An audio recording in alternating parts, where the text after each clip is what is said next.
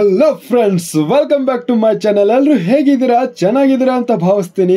ವಿಡಿಯೋನ ಸ್ಟಾರ್ಟ್ ಮಾಡೋಕ್ಕಿಂತ ಮುಂಚೆ ನೀವೇನಾದರೂ ನಮ್ಮ ಚಾನಲ್ಗೆ ಹೊಸಬ್ರಾಗಿದ್ದರೆ ನಮ್ಮ ಚಾನಲ್ನ ಸಬ್ಸ್ಕ್ರೈಬ್ ಮಾಡಿಕೊಳ್ಳಿ, ಜೊತೆಗೆ ಲೈಕ್, ಶೇರ್, ಕಮೆಂಟ್ ಮಾಡಿ. ನಾನಿಲ್ಲಿ PSI, KS, IAS ವಿವಿಧ ಸ್ಪರ್ಧಾತ್ಮಕ ಪ್ರಶ್ನೆ ಪತ್ರಿಕೆಗಳನ್ನು ಬಿಡಿಸುತ್ತೇನೆ. ಅದಕ್ಕೆ ನಿಮ್ಮ ಸಹಕಾರ ನನ್ನ ಜೊತೆ ಇರಲಿ ಎಂದು ಕೇಳಿಕೊಳ್ಳುತ್ತೇನೆ.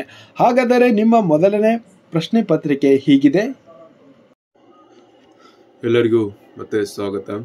ಸಿವಿಲ್ ಹಾಗೂ ಇಂಟೆಲಿಜೆನ್ಸ್ ಮೇಲೆ 2017ರಲ್ಲಿ ಇನ್ನೊಂದು PSI ಎಕ್ಸಾಮನ್ನು ನಾವು ಪ್ರಶ್ನೆ ಪತ್ರಿಕೆಯನ್ನು ವಿಶ್ಲೇಷಣೆ ಮಾಡಲಿಕ್ಕೆ ಹೋಗ್ತಿದ್ದೀವಿ. ಪೇಪರ್ 1 ಮ್ಯಾಕ್ಸಿಮಮ್ ಮಾರ್ಕ್ಸ್ 50 ಆಗಿರುತ್ತವೆ. ಅದೇ ರೀತಿ 90 ಮಿನಿಟ್ಸ್ ಟೈಮ್ ಇರುತ್ತೆ. ಎಸ್ಸೆ ಬರಲಿಕ್ಕೆ ಹೇಳ್ತಾರೆ. ಫಸ್ಟ್ ಇದರಲ್ಲಿ 600 ಅಬೋವ್ ವರ್ಡ್ಸ್ಗಳು ಇರಬೇಕು. ನೋಡೋಣ ಯಾವುದ್ರ ಮೇಲೆ ಕೇಳಿದ್ದಾರೆ ಅಂದರೆ ಅಂಕಿಯ ವಯಸ್ಸು, ವರವೋ ಅಥವಾ ಶಾಪವೋ, ಇದ್ರ ಮೇಲೆ ಕೇಳಿದ್ದಾರೆ. ಆಮೇಲೆ ಭಯೋತ್ಪಾದನೆಯನ್ನು ಎದುರಿಸುವಲ್ಲಿ ಸಮಾಜದ ಪಾತ್ರ, ಪ್ರಜಾಪ್ರಭುತ್ವದಲ್ಲಿ ಮಾಧ್ಯಮದ ಪಾತ್ರ, ವಾಹನ ಸಂಚಾರ ದಟ್ಟಣೆ, ಕಾರಣಗಳು ಮತ್ತು ಪರಿಹಾರಗಳು, ನ್ಯಾಯಾಂಗ ಚಟುವಟಿಕೆ, ಈ ತರ ಕೇಳಿದ್ದಾರೆ. ಇದಕ್ಕೆ 20 ಮಾರ್ಕ್ಸ್ ಇರುತ್ತೆ. ಅದೇ ರೀತಿ translate to Kannada to English ಇದು 10 ಮಾರ್ಕ್ಸ್ ಆಗಿರುತ್ತೆ. ಇದನ್ನ ಇಂಗ್ಲಿಷಲ್ಲಿ ಟ್ರಾನ್ಸ್ಲೇಟ್ ಮಾಡಬೇಕು. ಅದೇ ರೀತಿ ಇಂಗ್ಲಿಷನ್ನು ಕನ್ನಡದಲ್ಲಿ ಟ್ರಾನ್ಸ್ಲೇಟ್ ಮಾಡಬೇಕು. ಆಮೇಲೆ ಪ್ರಿಸೈಸ್ ರೇಟಿಂಗ್ ಅಂದರೆ ಸಾರಾಂಶ ಬರೆವಣಿಗೆ ನೋಡ್ತಾರೆ. ನೆಕ್ಸ್ಟ್ ಪೇಪರ್ 2ಗೆ ಬರೋಣ. ಇದು ಪೇಪರ್ 2ಗೆ ಇದಕ್ಕೆ 90 ನಿಮಿಷಗಳ ಕಾಲ ಇರುತ್ತದೆ ಮತ್ತು 150 ಮಾರ್ಕ್ಸ್ಗಳನ್ನು ಒಳಗೊಂಡಿರುತ್ತದೆ. ಆ್ಯಂಡ್ ಪ್ರಶ್ನೆಗಳು ಇದು ಮಾನಸಿಕ ಸಾಮರ್ಥ್ಯಕ್ಕೆ ಒಳಗೊಂಡಿದೆ. ಎರಡನೇ ಪ್ರಶ್ನೆ, ಕೆಳಗಿನವುಗಳಲ್ಲಿ ಯಾವುದು ಒಂದು ಉಳಿದ 3ಕ್ಕಿಂತ ಭಿನ್ನವಾಗಿದೆ? ದೋಷ ಮುಕ್ತಗೊಳಿಸುವಿಕೆ, ವಜಾ ಮಾಡುವುದು, ಪ್ರತಿಫಲ, ಪ್ರತಿಕಾರ, ಖುಲಾಸೆ. ಇದರಲ್ಲಿ ವಿಭಿನ್ನವಾಗಿರುವುದು ಆಪ್ಷನ್ ಸಿ, ಪ್ರತಿಫಲ, ಪ್ರತಿಕಾರ ಆಗಿರುತ್ತದೆ. DDT ಗೆ ಸಂಬಂಧಿಸಿದಂತೆ ಯಾವುದು ಸತ್ಯ? ಇದು ಒಂದು ಮಲಿನಕಾರಿಯಲ್ಲ, ಒಂದು ಪ್ರತಿಜೀವಕ, ಒಂದು ಕ್ಯೂಗಳೇಟ ಏಜೆಂಟ್, ಒಂದು ಸರಳ ಸಂಯುಕ್ತಗಳಾಗಿ ಒಡೆಯಲು ಸಾಧ್ಯವಿಲ್ಲ, ಮಲಿನಕಾರಿ. ಇದಕ್ಕೆ ಸರಿಯಾದ ಉತ್ತರ ಆಪ್ಷನ್ ಸಿ, ಒಂದು ಕ್ಯೂಗಳಕೆ ಏಜೆಂಟ್ ಆಗಿರುತ್ತದೆ. ಜೇನು ಸಾಗಾಣಿಕೆಯು ಈ ಕೆಳಗಿನದಕ್ಕೆ ಸಂಬಂಧಿಸಿದ ಜೀವಶಾಸ್ತ್ರದ ಒಂದು ಶಾಖೆಯಾಗಿದೆ. ಆಪ್ಷನ್ಸ್: ಹೂ ಬಿಡುವ ಸಸ್ಯಗಳ ಕೃಷಿಯ ಅಧ್ಯಯನ, ಜೇನುನೊಣಗಳ ಪಾಲನೆ ಅಧ್ಯಯನ, ರೇಷ್ಮೆ ಹುಳುಗಳ ಪಾಲನೆ ಅಧ್ಯಯನ, ಮೀನುಗಾರಿಕೆ ಪಾಲನೆ ಅಧ್ಯಯನ. ಇದಕ್ಕೆ ಆಪ್ಷನ್ ಎ, ಹೂ ಬಿಡುವ ಸಸ್ಯಗಳ ಕೃಷಿಯ ಅಧ್ಯಯನ ಸರಿಯಾದ ಉತ್ತರವಾಗಿದೆ. ಜೀವಕೋಶದ ಶಕ್ತಿ ಕೇಂದ್ರ ಎಂದು ಯಾವುದನ್ನು ಕರೆಯಲಾಗುತ್ತದೆ? ಆಪ್ಷನ್ ಎ, ಮೈಟೊಕಾಂಡ್ರಿಯಾ ಆಗಿದೆ. ರೆಟಿನಾಲ್ ಎಂಬುದು ಇದರ ಇನ್ನೊಂದು ಹೆಸರಾಗಿದೆ. ವಿಟಮಿನ್ ಎ ಅನ್ನು ರೆಟಿನಾಲ್ ಎಂಬುದರ ಇನ್ನೊಂದು ಹೆಸರಾಗಿದೆ. ಮಾನವನಲ್ಲಿ ಉಪಾಪಚಯ ಪೀಠ ಇದಾಗಿದೆ, ಯಕೃತ್ತು ಆಗಿರುತ್ತದೆ. ಆಪ್ಷನ್ ಬಿ ಸರಿಯಾದ ಉತ್ತರ. ಕೆಳಗಿನವುಗಳಲ್ಲಿ ಯಾವುದು ಸಿಂಧೂ ಕಣಿವೆ ನಾಗರಿಕತೆಯ ಅತ್ಯಂತ ದೊಡ್ಡ ನಗರವಾಗಿತ್ತು?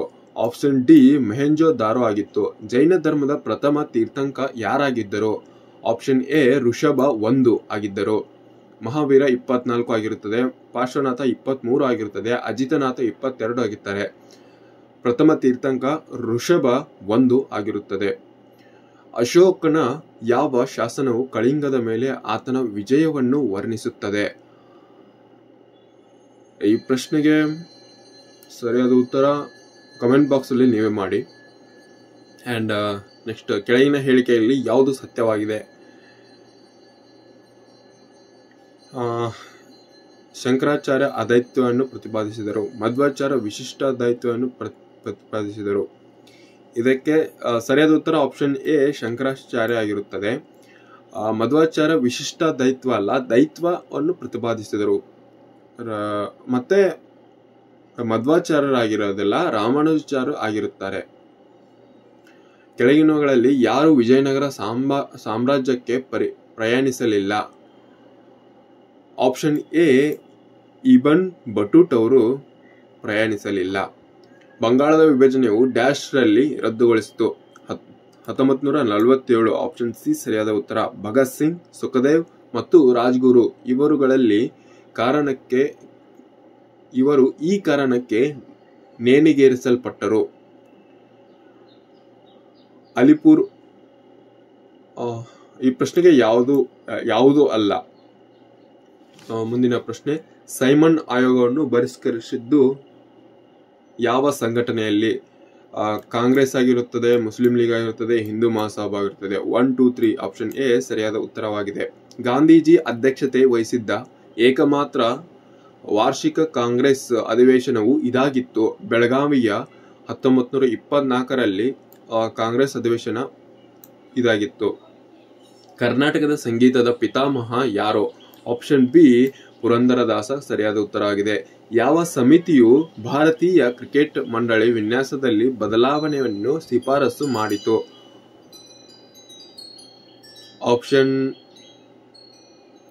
ಎ ಲೋಧಾ ವರದಿ ಆಗಿರುತ್ತದೆ.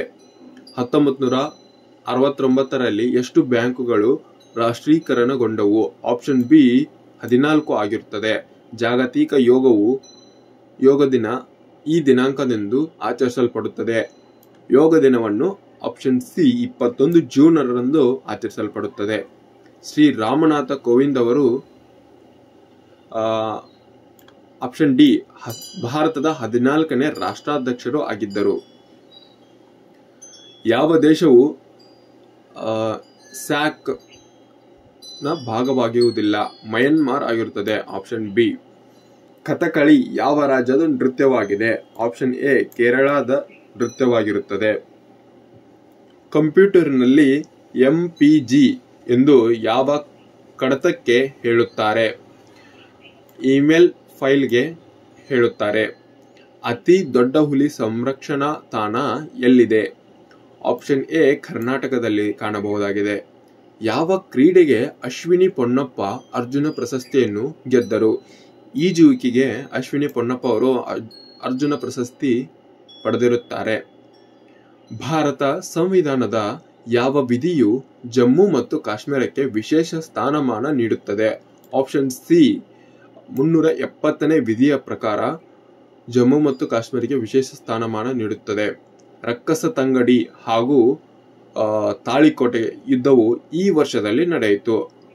ಆಪ್ಷನ್ ಎ 1565 ಜೂನ್ 23ರಂದು ನಡೆಯುತ್ತದೆ. ಕರ್ನಾಟಕದಲ್ಲಿ ಉಷ್ಣ ವಿದ್ಯುಚ್ಛಕ್ತಿ ಸ್ಥಾವರಗಳು ಇಲ್ಲಿ ಇವೆ. ರಾಯಚೂರು ಮತ್ತು ಬಳ್ಳಾರಿಯಲ್ಲಿ ಕಾಣಬಹುದು. ಫೇಸ್ಬುಕ್ನ ಸ್ಥಾಪಕ ಯಾರು? ಮಾರ್ಕ್ ಜುಗರ್ಬರ್ಗ್ ಆಗಿರುತ್ತಾರೆ. ಆಪ್ಷನ್ ಸಿ ಸರಿಯಾದ ಉತ್ತರ. ಜಲ್ಲಿಕಟ್ಟು ಯಾವ ಹಬ್ಬದೊಂದಿಗೆ ಸಂಘರ್ಷ ಹೊಂದಿರುತ್ತದೆ? ಪೊಂಗಲ್ ಆಗಿರುತ್ತದೆ. ಆಪ್ಷನ್ ಎ ಸರಿಯಾದ ಉತ್ತರ. ಯಾವ ವರ್ಷದಲ್ಲಿ ಮೂಲಭೂತ ಕರ್ತವ್ಯಗಳು ಭಾರತೀಯ ಸಂವಿಧಾನದಲ್ಲಿ ಒಳಗೊಂಡವು? ಈ ಪ್ರಶ್ನೆಗೆ ಕಾಮೆಂಟ್ ನೀವೇ ಮಾಡಿ. ಚುನಾವಣೆ ಕೆಳಗಿನವುಗಳಲ್ಲಿ ಯಾರು ಭಾರತದ ರಾಷ್ಟ್ರಾಧ್ಯಕ್ಷ ಚುನಾವಣೆಯಲ್ಲಿ ಭಾಗವಹಿಸುವುದಿಲ್ಲ? ಆಪ್ಷನ್ ಸಿ ವಿಧಾನ ಪರಿಷತ್ ಸದಸ್ಯರು ಭಾಗವಹಿಸುವುದಿಲ್ಲ.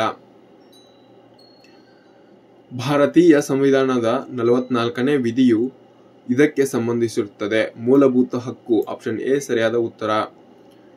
ಯಾವ ವಿಧಿಯು ಭಾರತೀಯ ಸಂವಿಧಾನದ ಹೃದಯ ಮತ್ತು ಆತ್ಮ ಆಗಿರುತ್ತದೆ? ಆಪ್ಷನ್ ಬಿ 32ನೇ ವಿಧಿ ಆಗಿರುತ್ತದೆ. ದಕ್ಷಿಣ ಆಫ್ರಿಕಾದಿಂದ ಮರಳಿದ ನಂತರ ಗಾಂಧೀಜಿಯವರ ಪ್ರಥಮ ಯಶಸ್ವಿ ಸತ್ಯಾಗ್ರಹ ಇದಾಗಿತ್ತು.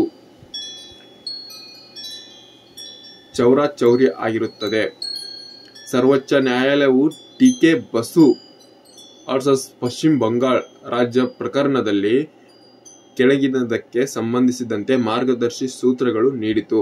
ಆಪ್ಷನ್ ಬಿ ದಸ್ತಗಿರಿ ಸಂದರ್ಭಗಳಲ್ಲಿ ಅನುಸರಿಸಬೇಕಾದ ನಿಯಮಾವಳಿಗಳು ಆಗಿರುತ್ತವೆ.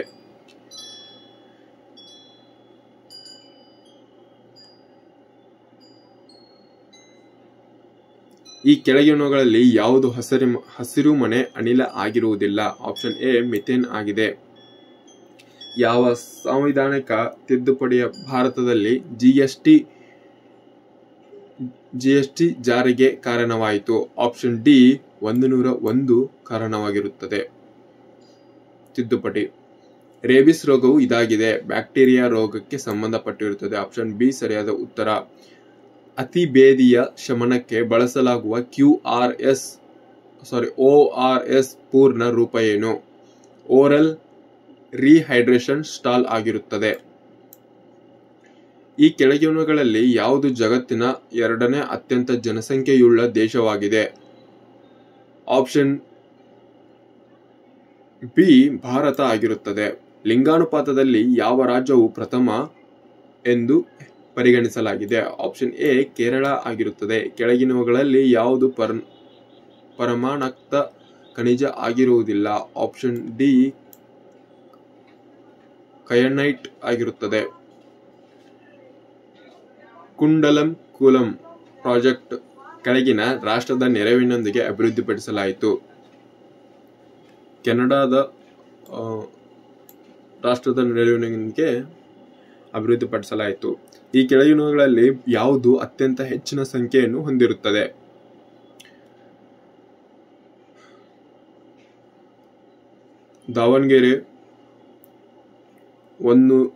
ದಾವಣಗೆರೆ, ಬಿಜಾಪುರ್, ಬಳ್ಳಾರಿ, ತುಮಕೂರು.